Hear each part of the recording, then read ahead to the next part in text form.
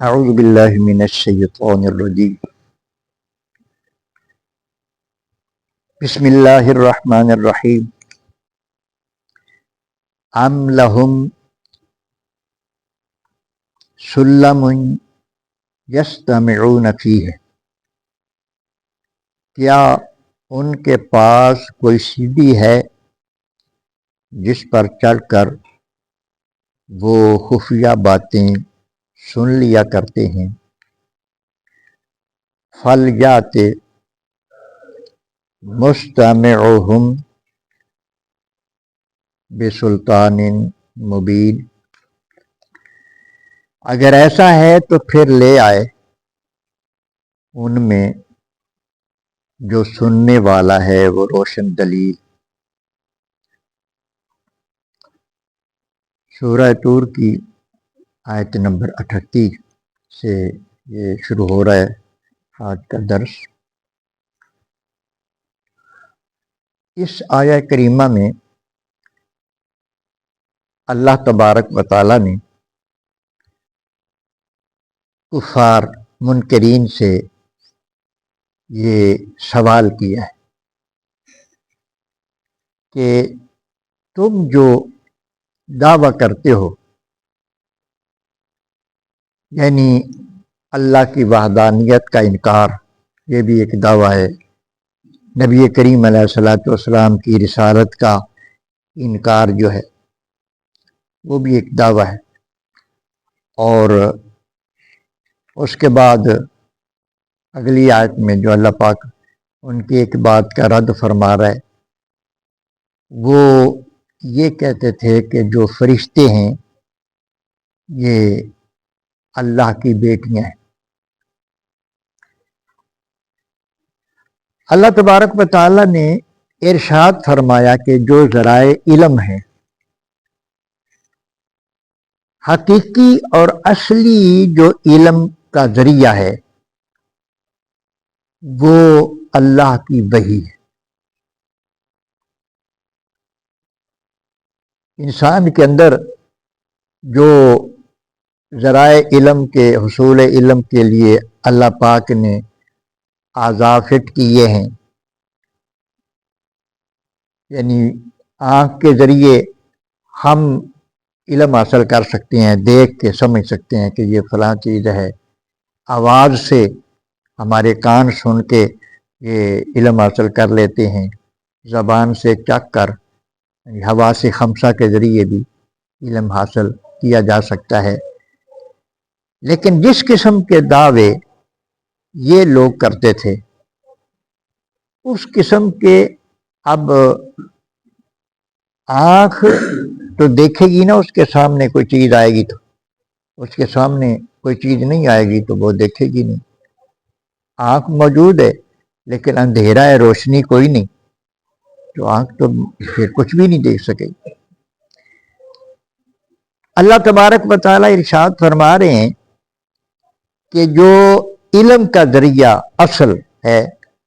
وہ تو اللہ تبارک و تعالیٰ کی وحی ہے۔ نبی کے پاس جتنے علوم آتے ہیں وہ اللہ کی طرف سے آتے ہیں، اور علوم یہ چیزیں جو ہیں آنے والے وقت کے حالات، کیا ہونا ہے وغیرہ، یہ سارے حالات لوح محفوظ پر محفوظ ہیں، یعنی اس کو بھی ایک کتاب کہا گیا جو لوح محفوظ ہے، ساری چیزیں اس پر لکھی ہوئی ہیں، اور وہ بہت اوپر ہے، اس تک کسی کی بھی رسائی نہیں ہے۔ لوح محفوظ پر جن فرشتوں کو اللہ تبارک و تعالیٰ اجازت فرماتا ہے وہ وہاں سے علم لے کر اللہ کے انبیاء علیہ السلام کے پاس آ جاتے ہیں، اس کے علاوہ کوئی ذریعہ نہیں۔ اب یہ جو دعویٰ کرتے تھے اللہ تبارک و تعالیٰ نے، یعنی ان دعوے کو جھوٹا ثابت کرنے کے لیے، ان کی تذلیل کے لیے اللہ پاک نے سوال کیا ہے، کیا ان کے پاس کوئی سیڑھی ہے جس سے یہ چڑھ کر اوپر چلے جاتی ہیں اور لوح محفوظ سے یہ دیکھ لیتے ہیں کہ یہ لکھا ہوا تو آگے نیچے بیان کر دیتے ہیں؟ ایسا تو ہے نہیں۔ ہاں جی، تو اللہ تبارک و تعالیٰ ارشاد فرماتا ہے کہ وہ بندہ پھر سامنے آئے نا جس نے وہاں سے جا کر سنا ہے، روشن دلیل، وہ ہمارے سامنے بھی آ کر بیان کرے، وہ دلیل پیش کرے پھر اپنے دعوے کے لیے، دعوے کو سچا ثابت کرنے کے لیے۔ ام لہ البنات ولکم البنون، اب ان کا یہ دعویٰ کہ یہ جو فرشتے ہیں یہ اللہ کی بیٹیاں ہیں، اس آیہ کریمہ میں اللہ تبارک و تعالیٰ اس کا رد فرما رہے۔ اللہ تبارک و تعالیٰ ارشاد فرما رہے ہیں کہ تم مخلوق ہو، تم انسان ہو، تمہارا نظریہ یہ ہے، جو اہل عرب کا تھا، تمہارا نظریہ یہ ہے کہ تمہارے گھر میں جب بیٹی پیدا ہو جائے تو تم منہ چھپاتے پھرتے ہو، اور ایسا ہی ہوتا تھا۔ بہت زیادہ شرمندہ وہ بندہ چھپ جاتا تھا، وہ کسی کے سامنے نہیں آتا، کتنے دن اس کی یہ کیفیت کہ مینو لوکی کی کہیں گے تیرے گھر بیٹی ہوئی، ہاں جی میرے لیے آر ہے، میرے لیے شرمندگی۔ اللہ تبارک و تعالیٰ ارشاد فرما رہے ہیں کہ اللہ تو خالق و مالک ہے، نہ اولاد کا حاجت مند ہے، نہ اس کو کوئی ان چیزوں کی ضرورت ہے، تو وہ تو ان ضرورتوں سے ہی پاک ہے۔ یہ اولاد تو انسانوں کی ضرورت ہے، اور حقیقت یہ ہے کہ اولاد انسان کے لیے صفت ہے، اس کے لیے یہ قابل تعریف ہے، اور اللہ کے لیے یہ عیب ہے، کیونکہ اللہ ان چیزوں سے پاک ہے۔ اللہ تبارک و تعالیٰ ارشاد فرماتا ہے، گویا کہ میں اپنے الفاظ میں کہہ رہا ہوں، تو تمہیں شرم نہیں آتی؟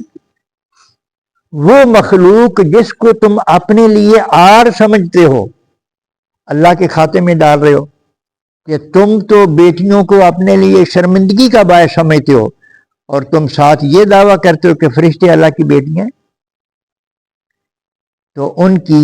اس نظریے کا بھی اللہ تبارک و تعالیٰ نے اس طرح رد فرمایا ہے۔ ام تسألہم اجرا فہم من مغرم مثقلون، اے نبی کریم علیہ الصلوۃ والسلام، کیا آپ ان سے کوئی اجرت مانگتے ہیں، پس وہ بوجھ تھلے دبے جا رہے ہیں۔ نبی کریم علیہ الصلوۃ والسلام کو جو نہیں مانتے تھے، ہر بات کا انکار، اور نبی کریم علیہ الصلوۃ والسلام کو اس چیز سے پریشانی بھی ہوتی تھی۔ اللہ تبارک و تعالیٰ پھر اپنے حبیب کی دلجوئی بھی فرماتے تھے کہ محبوب آپ کے تو ان پر احسان ہی احسان ہے، اصلی اور حقیقی علم لا کر ان کے سامنے پیش کر دیتے ہیں، ان کا بھلا کر رہے ہیں، ان کو دوزخ سے بچانے کی آپ کوشش کر رہے ہیں، ان کے پاس علم لے کے آ رہے ہیں، آپ کے تو احسان ہی احسان ہے۔ اس کے باوجود اگر یہ انکار کرتے ہیں تو آپ کو پریشان ہونے کی ضرورت نہیں ہے۔ ایسا تو نہیں ہے نا کہ آپ کوئی ان سے دعوت و تبلیغ پر کوئی اجر مانگ رہے ہیں، کوئی آپ نے مطالبہ کیا، اس کا کوئی معاوضہ آپ چاہ رہے ہیں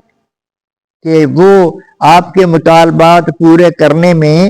وہ بوجھ تھلے دبے ہوئے ہیں، کہ ان کو اتنا معاوضہ ادا کرنا پڑتا ہے، آپ کو دینا پڑتا ہے، تو وہ بوجھ کے نیچے دبے ہوئے ہیں، اس لیے وہ انکار کرتے ہیں۔ وہ تو بد نصیب ہیں، وہ تو آپ کو سمجھ ہی نہیں رہے۔ ام عندہم الغیب فہم یکتبون، کیا ان کے پاس غیب کا علم ہے؟ یعنی اس غیب سے مراد لوح محفوظ ہے، کہ وہ لوح محفوظ ان کے سامنے آ جاتی ہے، کہ وہاں سے وہ لکھ کر لے آتے ہیں اور آ کے لوگوں کو بتاتے رہتے ہیں۔ یہ سارے کا سارا ان کے دعووں کا رد ہو رہا ہے، کہ ان کے پاس جو بھی علم ہے وہ اٹکل پچو ہے، وہ اپنی من گھڑت باتیں ہیں۔ اصلی اور حقیقی جو علم ہے وہ اللہ کے نبی کے پاس ہوتا ہے، اور اللہ کے نبی سے جو خوش نصیب حاصل کر لے اسی کے پاس ہی حقیقی علم ہوتا ہے۔ اللہ پاک سمجھنے کی توفیق عطا فرمائے۔